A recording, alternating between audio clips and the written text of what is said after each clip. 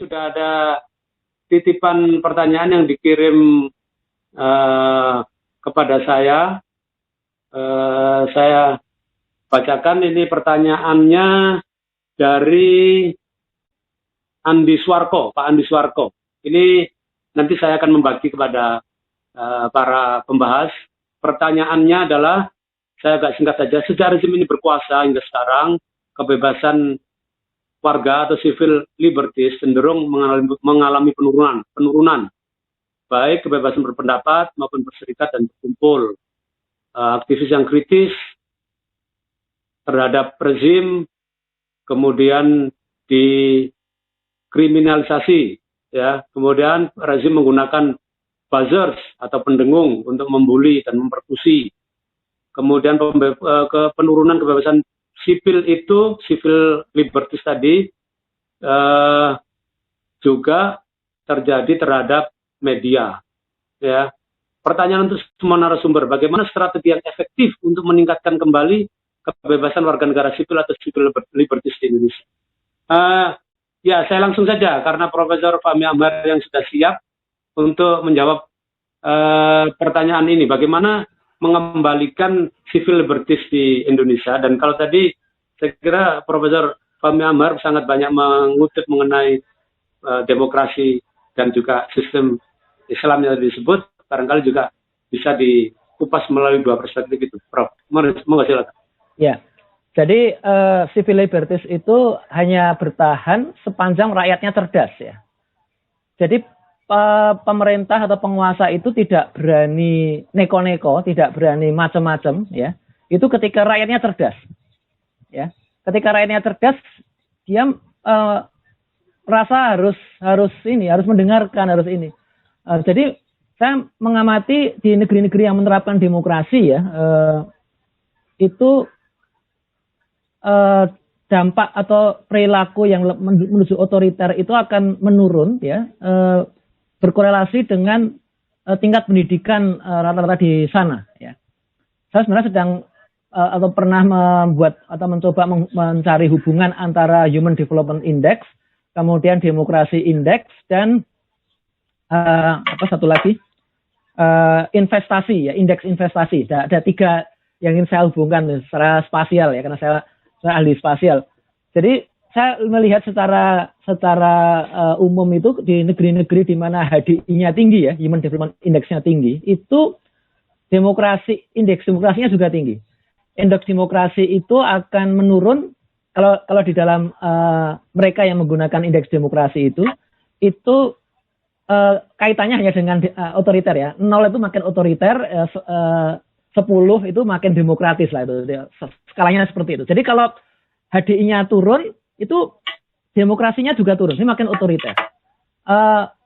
Jadi apa ada negara yang HDI-nya tinggi tapi nggak demokratis? Ya ada juga, tapi itu yang menunjukkan bahwa ini ada faktor yang lain yang tidak selalu dihubungi. Contoh begini, Singapura itu HDI-nya tinggi, ya, tinggi dia, Human Development tinggi. Tapi Singapura itu nggak ada demokrasi di Singapura.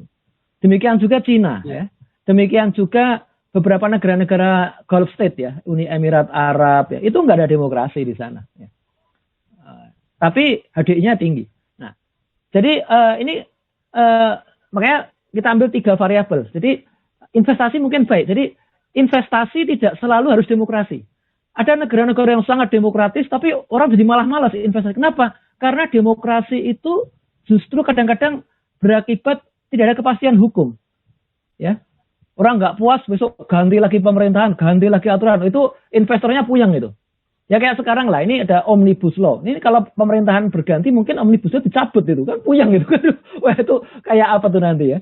Nah, jadi ternyata tidak mudah kita menjawab itu, ya, civil. Tapi kalau secara umum, kalau kecerdasannya tinggi, karena HDI, ya, Human Development Index itu nggak cuma di tingkat pendidikan, ya.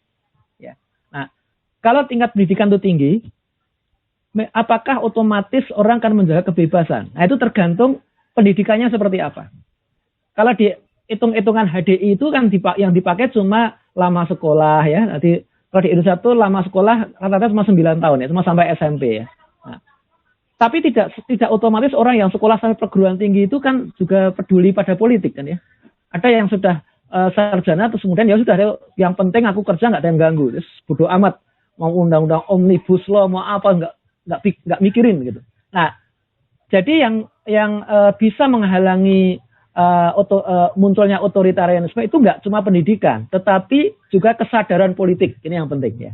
Jadi, nah memang kesadaran politik lebih mudah disampaikan pada orang yang punya pendidikan tinggi, ya, atau pendidikan di atas rata-rata ya. Nah, SMA itu udah bisa sih ya. Karena kalau semakin rakyat itu sadar politik, ya, semakin penguasa itu tidak bisa semaunya. Ada yang saya teringat dulu bagaimana Muawiyah ya. Muawiyah ketika menjadi khalifah ya, dia lagi ditemui oleh para pembesar Romawi, duta besar Romawi. Kan ada masa-masa gencatan senjata itu, nggak selalu perang terus kan ya. Nah pada saat itu datang Abu Hurairah datang ke ruangannya dan menegur Muawiyah ya. Langsung bahasanya itu kalau menurut saya sangat kasar ya. Ya Muawiyah ya, ittaqullah ya, bertakwalah kamu Muawiyah. Nah, tapi Muawiyah ya berdebat tapi nggak diapa-apain. Begitu akhirnya Abu Hurairah pergi ya. Waktu itu pembesar Romawi itu bilang begini, wahai khalifah ya, kalau di negeri kami ada orang seperti itu datang kepada kaisar, pasti kami penggal kepalanya. Itu nggak sopan sama sekali. Ya.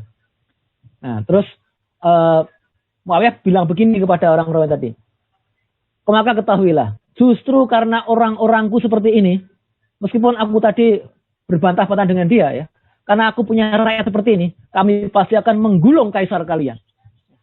Jadi justru orang-orang yang mau mengkritik, masih siap mengkritik penguasa itu yang akan menjaga negeri itu tetap baik. Gitu.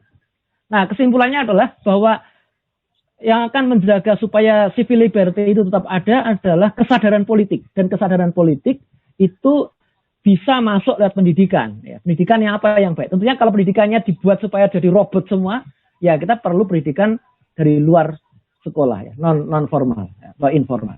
Kira-kira begitu. Mudah-mudahan tidak puas. Ya. Terima kasih, Prof.